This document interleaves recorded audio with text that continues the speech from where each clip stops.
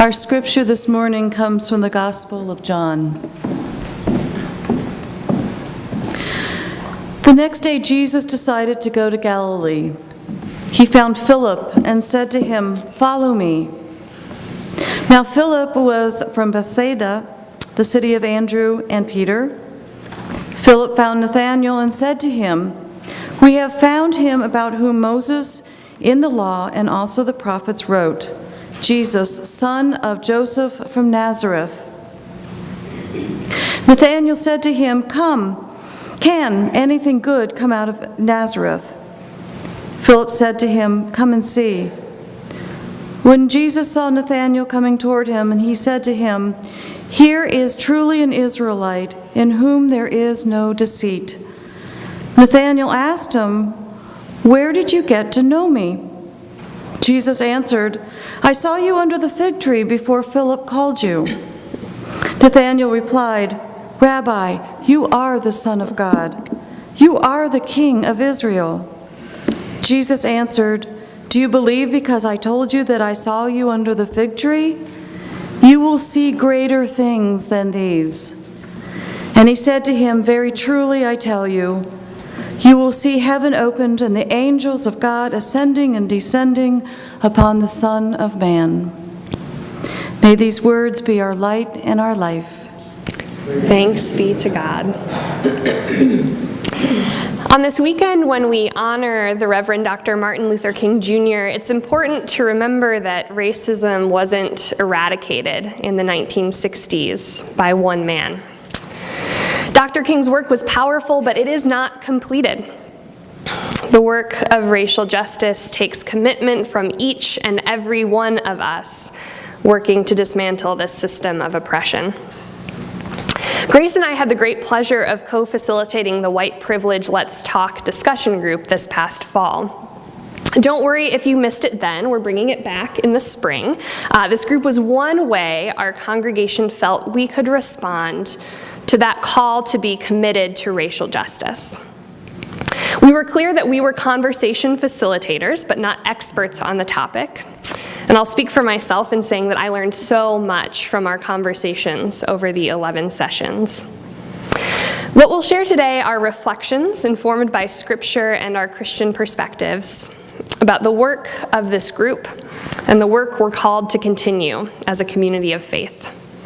So let's dive in.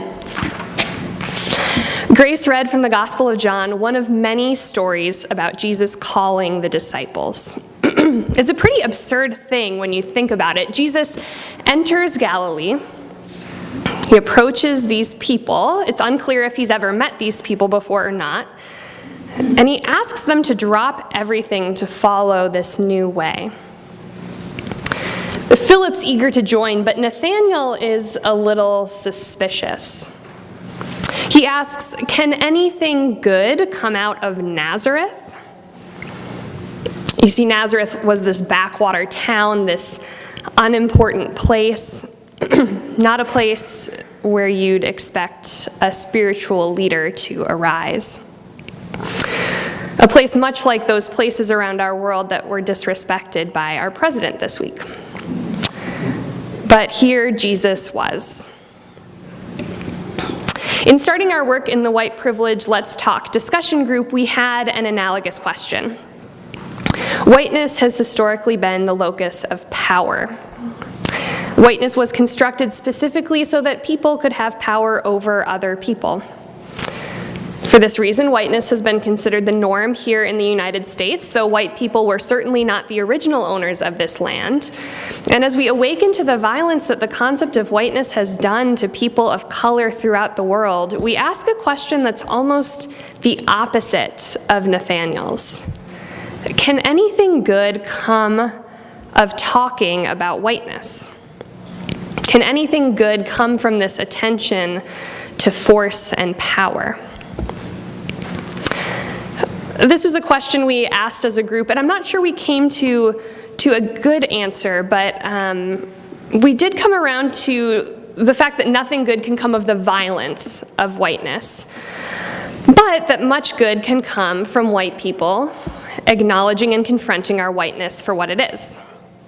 As we strive for a world where all are equal, no matter our race or ethnicity, it's so crucial to acknowledge that whiteness is a race. White people have a race, and that the white experience is not neutral, but a set of privileges instituted over generations.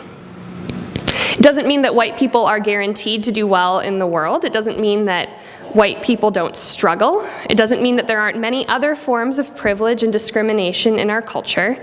And it doesn't mean that God's blessing and grace isn't for each one of us equally.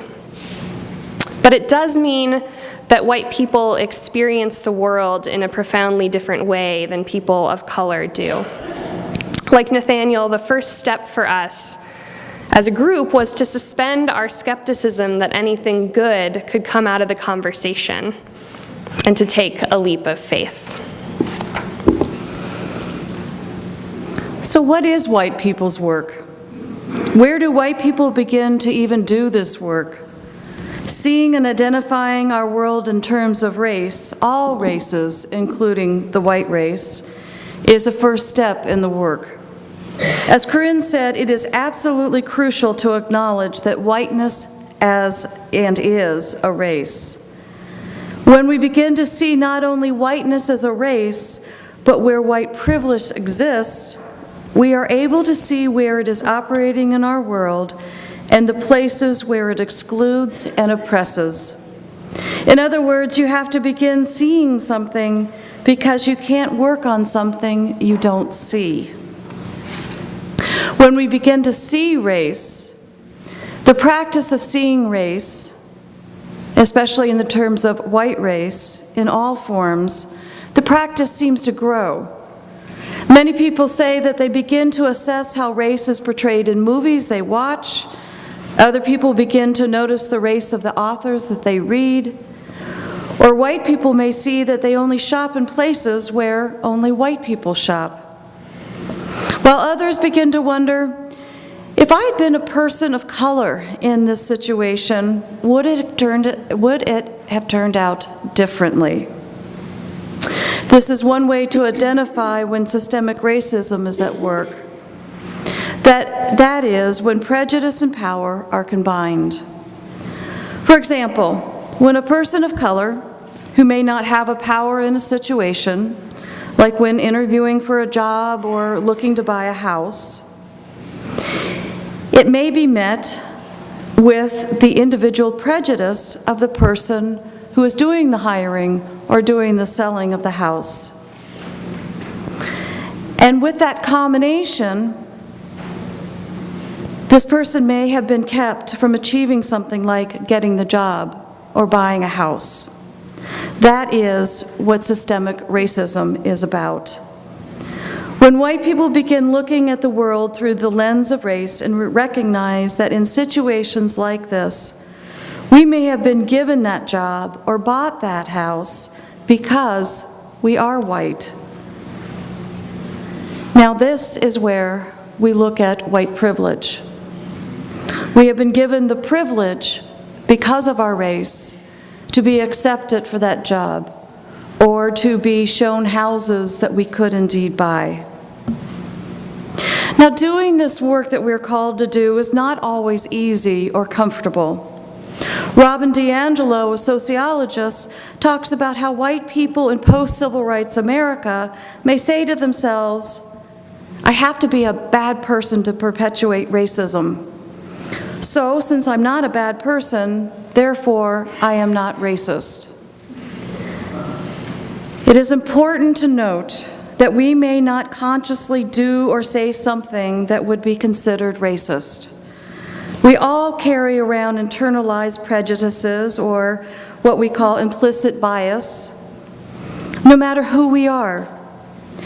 Implicit bias plays a role in perpetuating white privilege in ways we might not yet realize.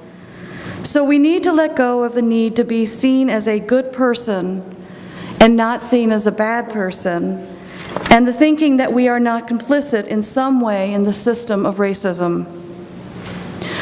We absorb ideas about race throughout our lifetime, through media images, conversations at the dinner table, and experiences in the workplace or at social gatherings.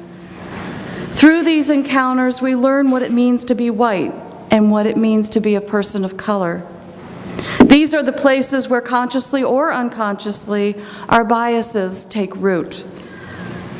It is what we do with this knowledge that makes the difference.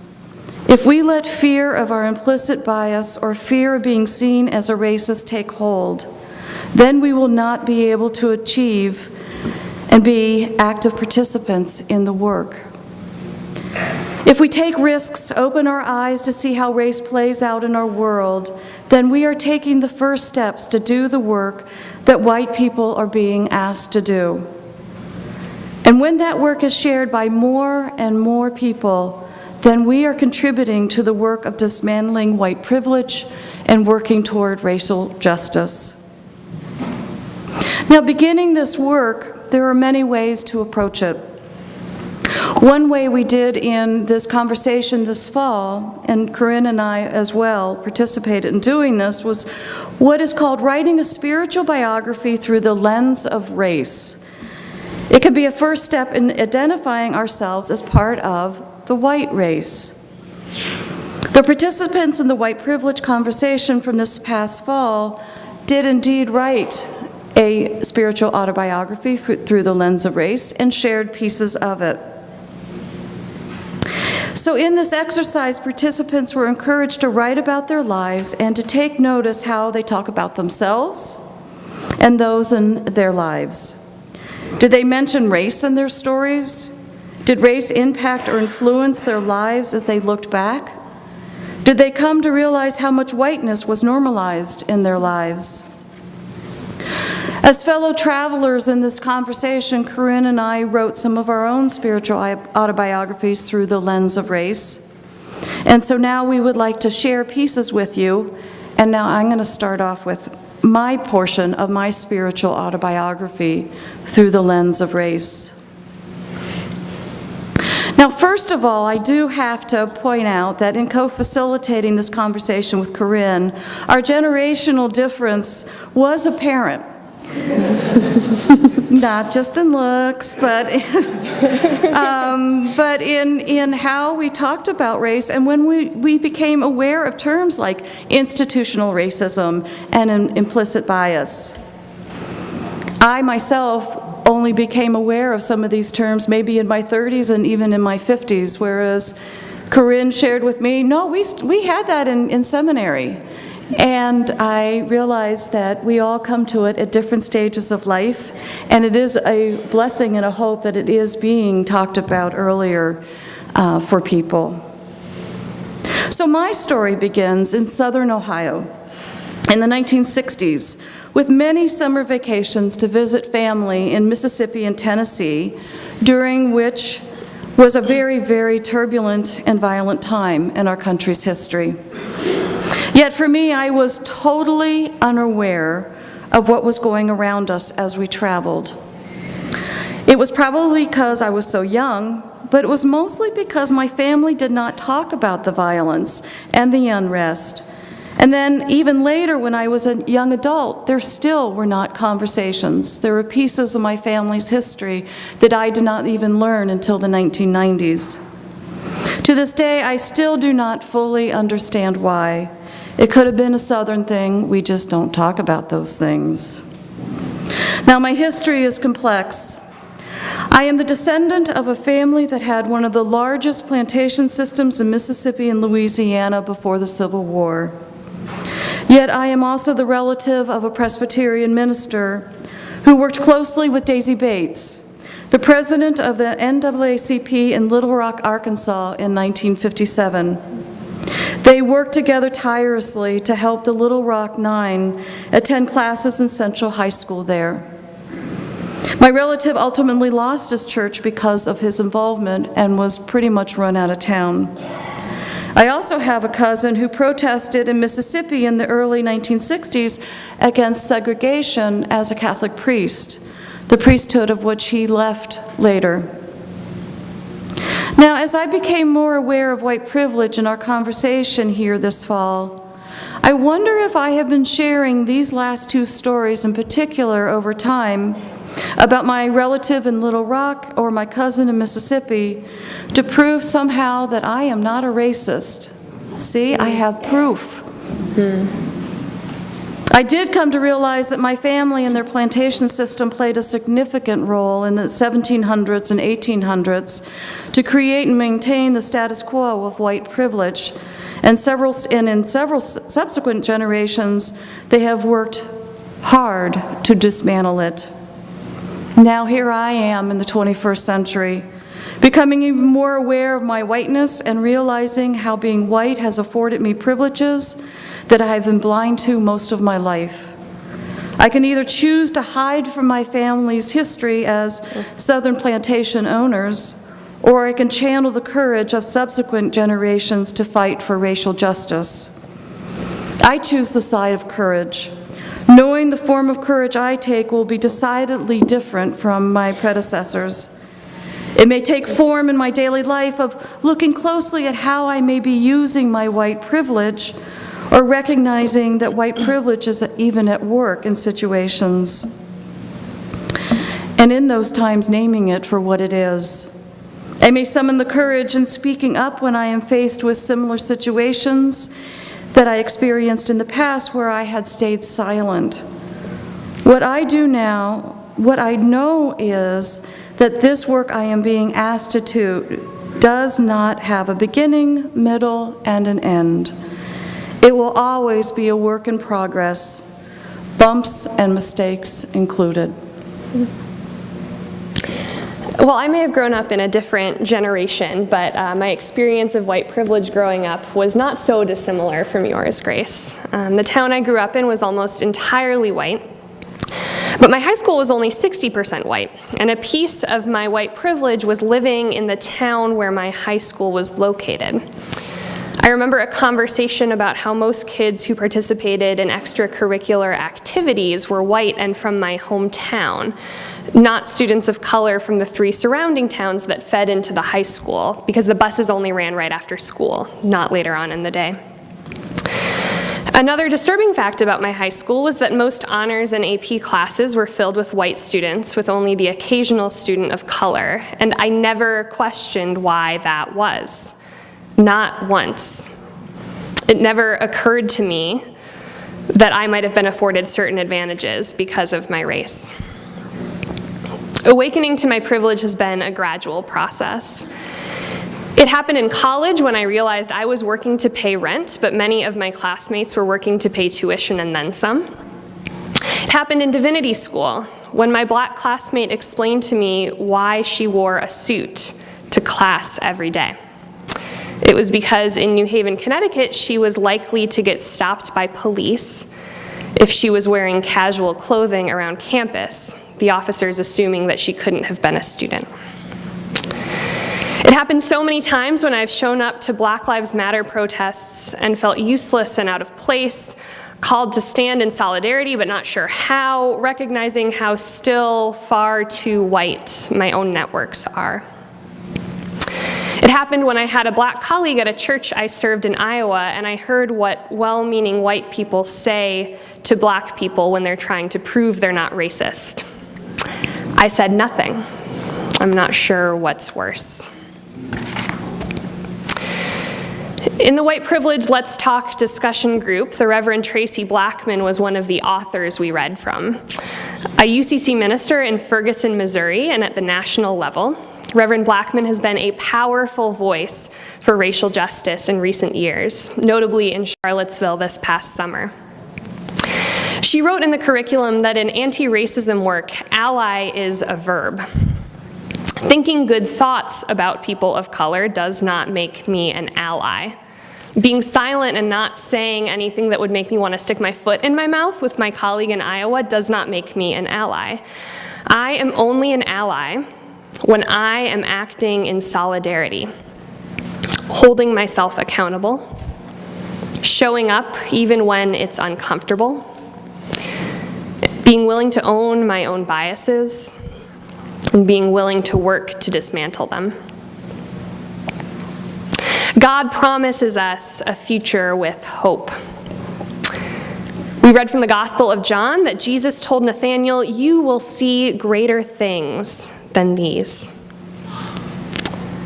If we encounter this broken, beautiful world of ours with a committed faith, with eyes open to see God's transformation, with hearts open to receive it, if we are willing to work for it, then there is a better future that is not only possible, but is promised.